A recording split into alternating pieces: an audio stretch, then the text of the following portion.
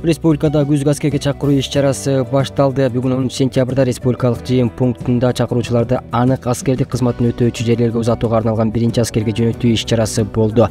Ага куралдуу күчтөрдүн ардагерлери, чакыруучулардын ата-энелери жана жакындары катышты. Ушундай эле узатуу аземдери республиканын башка жыйын пункттарында дагы уюштурулууда. Мөөнөттүү аскер кызматына чакырылгандар Кыргыз Республикасынын Коргоо министрлигинин, Улуттук коопсуздук мамлекеттик кызматынын, өзгөчө Кырдаалдар министрлигинин, жазаларды аткаруу кызматынын жана Ички иштер министрдин ички аскерлеринин кошулундары менен бөлүктөрүндө кызматтарын өтөшөт. Аскердик кызматка 18 жаштан 25 жашка чейинки кыргызстандыктар чакыруу комиссиясынан өтүү үчүн жашаган жери боюнча аскер комиссариаттарына келүүгө милдеттүү. Чакыруу 30 ноябрга чейин уланат.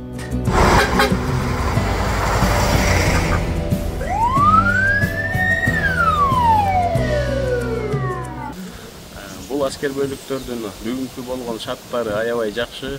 3 маал ысык тамакты менен, андан сырткары жылуу жатаканалар өздөштүрүлгөн. Бүгүнкү күндө аскер бөлүктөрдүн ичиндеги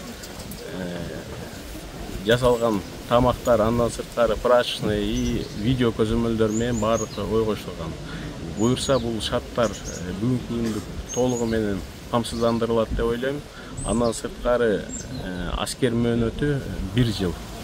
Анын ичинде жогорку билимдүү аскерге чакырылуучулар да жөнөп жатат. Алар аскер кызматын өтөп бүткөн соң лейтенант намына ээ болушат.